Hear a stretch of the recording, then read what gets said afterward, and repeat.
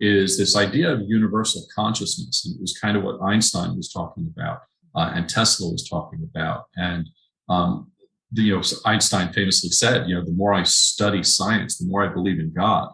Like he understood there was something else. And so did Tesla. Whether you are a seasoned spiritual seeker or just starting on your spiritual path, this podcast has something for everyone.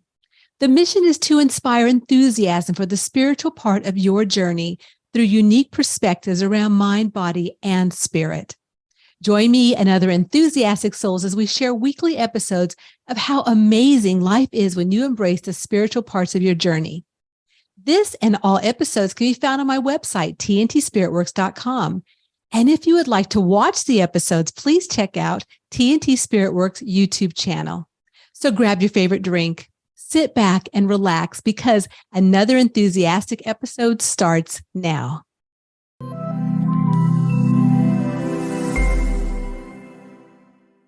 Welcome back to Enthusiastically Spiritual. I'm your host, Teresa. How well are you with embracing your inner light, that energy that you radiate into everything you do? That energy that others can feel emanating from you. If you are in need of some support in that area, my guest today is here to motivate and support you in finding and embracing more light in your life. His name is Kevin L. McCrudden, also known as Mr. Motivation and America's CMO, Chief Motivation Officer, and is the author and award-winning creator of The Light of Man. After dedicating over 20 years to the field of personal and professional development and motivational, inspirational, management, leadership, and sales training, he is now an award-winning filmmaker. Kevin has spoken in almost every state in America and has appeared on international radio and TV programs, in addition to being a TV, radio, and a podcast host. In addition to being an international author and keynote commencement speaker, Kevin is a former semi-professional soccer player, candidate for political office, entrepreneur, and college lecturer. Welcome, Kevin. Thank you, Teresa. It sounds like a lot. Well, do you think you've been on a little journey there, Kevin? You think, right? Yeah, as we all have. But yes, that one's been a long one. I think so. Well, I'd love for you to tell me and my listeners about how you found your inner enthusiasm through the motivation that you brought forth to where you're at today, Kevin.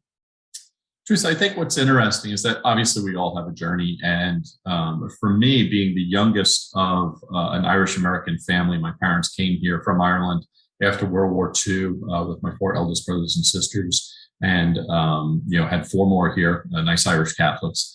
And I think the idea that they instilled in us is that America is the greatest country in the history of the world, and that in America you could achieve anything. So I think from an early age, that idea of being motivated or inspired has been just a part of my life. And then being the youngest of 5 boys, my other 4 brothers were professional athletes. So one was a professional fighter, my brother Christian, who unfortunately just lost recently. And then my other brothers were professional soccer players. So in my household, there was no sitting around, there was no laying around. It was about performance. It was about being motivated and trying to achieve. And so I think that has been instilled at an early age, being motivated and energized. And then that stayed with me most of my life. When people ask me, like, what led me to be into this motivational space and inspirational space, not to be too rude, but I said life kicked my ass. And I think, for a lot of us, it doesn't always work out the way we intended. And it's how we respond to those challenging moments. And that's been a big piece of this journey. So a lot of it, what I hear you saying is it inspired from your family? Yeah, absolutely. That was instilled early, but that motivation to continue to persevere. Look, we can all be inspired by different things, right? But, the motivation, that daily motivation of, getting up and getting the work done. That's the challenge, is actually every day, the performance of getting things done. And now, 25 years into this journey after creating National Motivation and Inspiration Day, look, I was so inspired by the actions of people after 9/11. So while we watched and saw the tragedy, I saw this unity. I saw people working together. It didn't matter who you are or where you were from. People wanted to help out. And the thought was like, why does it take a tragedy for us to work together, to collaborate, to be unified and connected?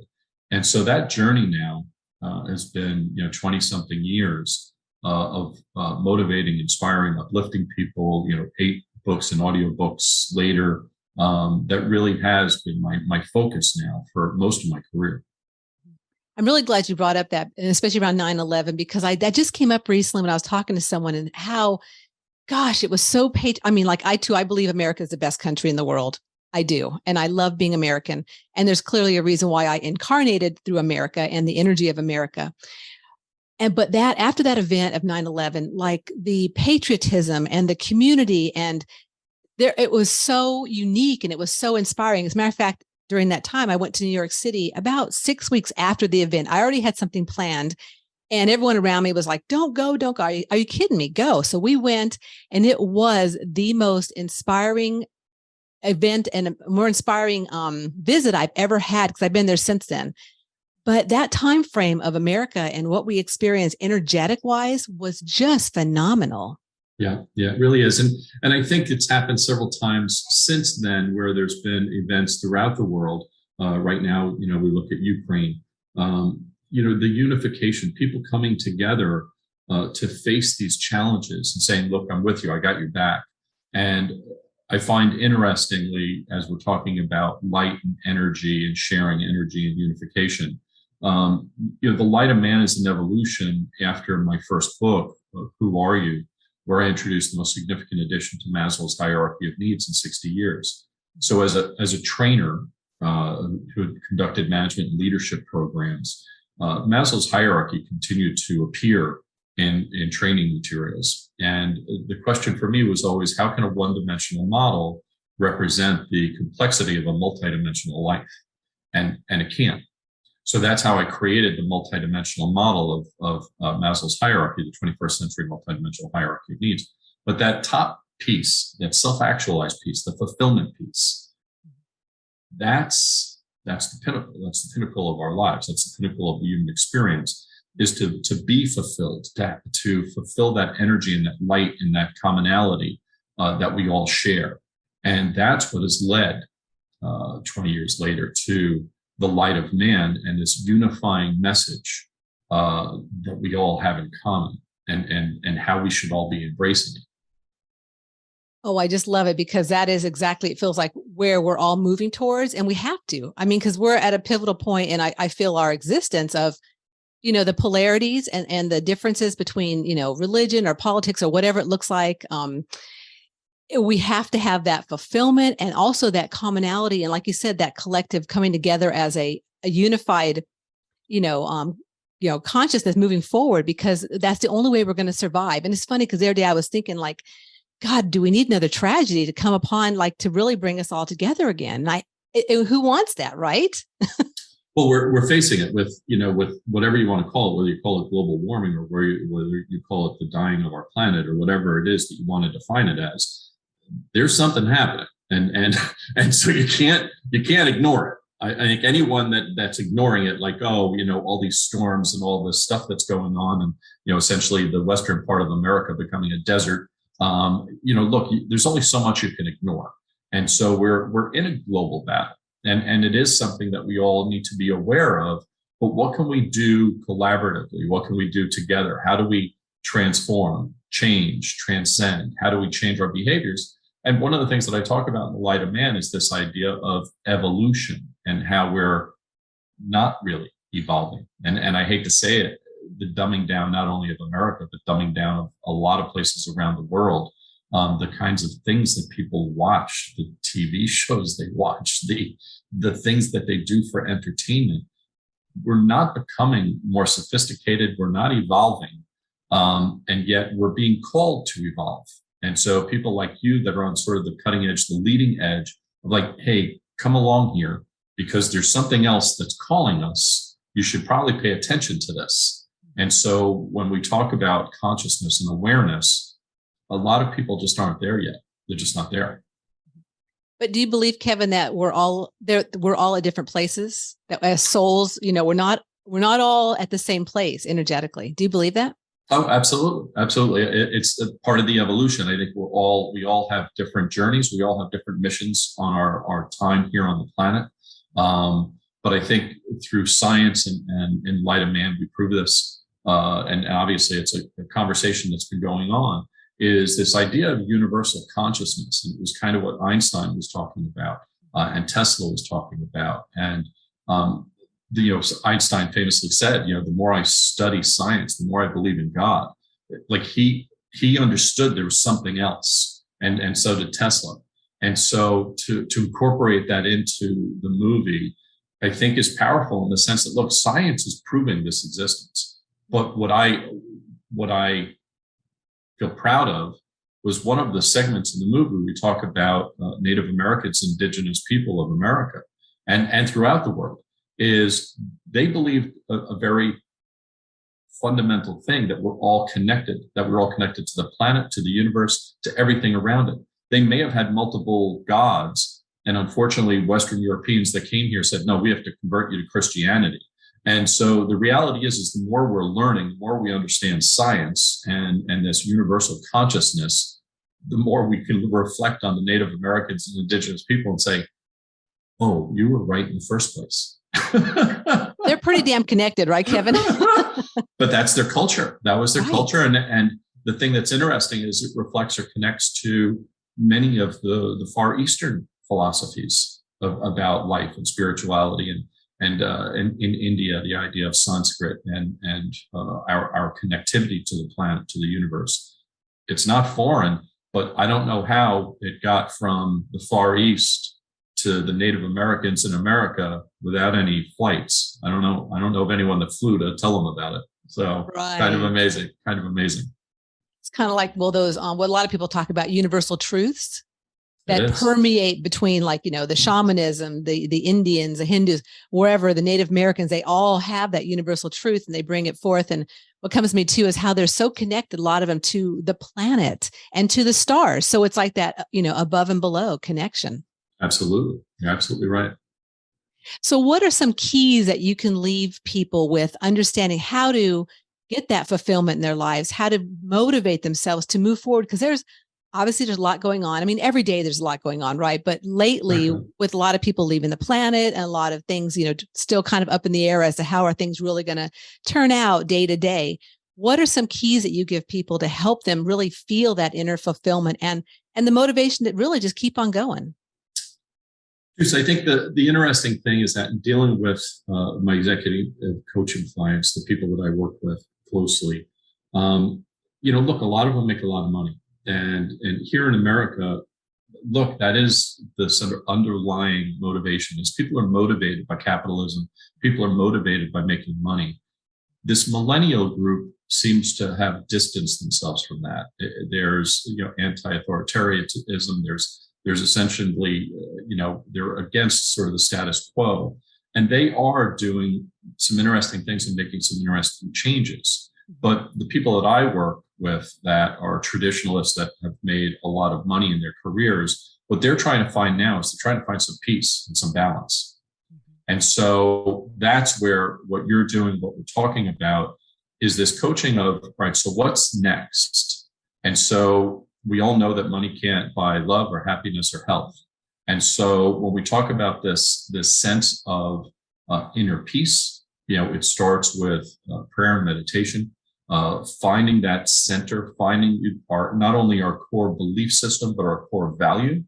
So that's a part of it. But then it's about coaching and making decisions. It's about decision making on a daily basis. And as we all try to juggle family, friends, job, career, financial challenges, that's where the stress, anxiety, pressure, those are the things that kind of pull us apart and pull us away from this consciousness that we're talking about. And so, look, we can't spend every day in tranquility or in nirvana and not get things done. And that's one of the greatest pushbacks I get, is like, hey, Kev, look, I'd love to meditate for an hour or two in the morning, still get to the gym to work out, and then I still got to get to work, and then I still got to get home. It's like, I get it. Like, I get it. The realistic piece is, how do you find that inner light, that inner energy that we're all born with, and then kind of find that stillness. And in the movie, I have this great woman who's my theologian, my religious expert, Dr. B.L. Hoffer, Bonnie Hoffer. And she's not only a theologian, but she's also a psychologist, a neuroscientist. And what she takes out of the Bible is the verse of, be still and know that I am God. So whether you believe in Allah, or whether you believe in God or Elohim or Krishna or Creator, it's all the same thing. It's all the same higher power that helps motivate and energize this planet. So when you tap into it, it's largely about going in, not out. And that's the biggest transformation, I think, for most people, is to understand this idea that all this outward energy that we're spending yelling at people because they're Democrats or Republicans, or they have different belief systems, or this antagonism or these accusations, that's not the answer. The answer is inside, not outside. Right. And that's where 100%. And that's where you have been. You're in this space. And this is a growing number. It's a growing group of people that are saying the answer is inside, not outside. And so we have to help lead people. And I think what the Light of Man is doing is, and it's really what I've done for most of my career, is taking some fairly complex ideas and simplifying them so that the common man, the normal person, can look at it and say, whoa, wait a second, right? So what essentially, the one thing that I'm saying in the Light of Man that literally, I guess, hasn't been really said in 10,000 years, 100,000 years, is so that very spark that creates all living things at the very instant of creation is God. God, Allah, Elohim, Creator, whatever you want to call it, that is God. And it stays with us until we die. And then that energy, depending upon what you believe, it leaves. And when it leaves, I'm not sure where it goes. I'm not sure what it does. Some people believe in reincarnation. Some people believe it goes somewhere else to translate, whatever that next stage is.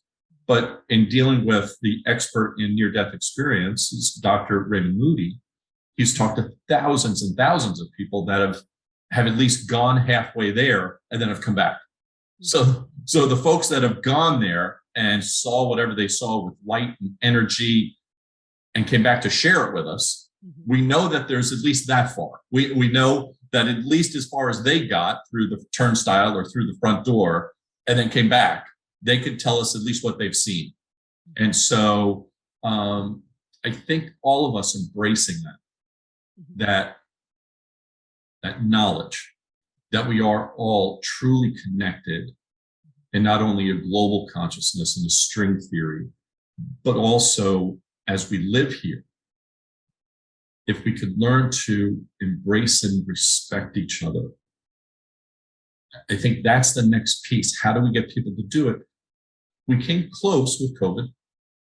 We came close because people were respecting each other, respecting each other's spaces for obvious reasons. And people were concerned that people were dying. And I think there was genuine empathy. So close, and that was global. So, I mean, they're capable. We're capable of it. Just what's the compelling reason for us to actually get along, to collaborate, to work together? And to me, that seems like it's individual, but each person has to individually get there. So having a beautiful movie like yours, The Light of Man, available to people to watch and to really explore who they are as a soul and the different religions and the different perspectives is really what we need. I mean, that's why I love doing this podcast, because there's all kinds of different ways that people are exploring and resonating with different people, different events. But having a beautiful movie like yours, I mean, it's great. It's much needed, Kevin. Thank you. Thanks so much. I think, once again, we're all on journeys, Teresa, and you've found your voice through this podcast to speak to people. And, I have a podcast and I love doing interviews and I love meeting people. And it's so fascinating, isn't it? When you get to meet just really interesting people and what their thought process is and the things that they've done. And I know that through my motivational speaking career, I used to say to people like, look, I may not be the guy. It may be Tony Robbins, it may be Brian Tracy, it may be Deepak Chopra, it may be Wayne Dyer. like, I get it. So if you don't follow me or listen to me, follow one of them, because we're sharing similar messages to motivate, to inspire, to uplift, to help people live a better life. So if it's not me, it's okay. And so what you're doing is you're a voice out there in the universe saying, hey, guys, we got to awaken a little bit here. Mm-hmm. And I think, to your point, the first part is an individual journey of awareness. Mm-hmm. The first thing is that people have to be aware. They have to be aware that there's something that's changing. There's something that's evolving in this universe, this planet around us. And the planet's talking, and I think there's a movement towards this consciousness. So that's happening too. So people just have to find that moment of stillness to say, wait a second, I need to become aware. I need to be enlightened about there's something else going on here. Mm-hmm. And so for you, for me, probably for millions of other people that are in this space, I call the light of man a divine journey. Mm-hmm. Because frankly, I don't think I could have thought of all the things that I've put into the book and the movie. They kind of came to me. The people that I have in the movie, there is no way that in my life or career I would have connected with these people. There's really no reason for me to have connected with them. And somehow they came at all the right time and all the right place for me to have them in the movie.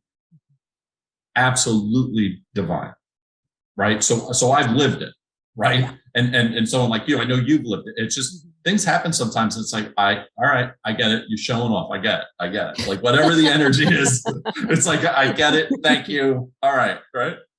Sometimes we're the tools, we're the channels. We show up, Kevin. That's the big thing too, is a lot of people, it's damn showing up.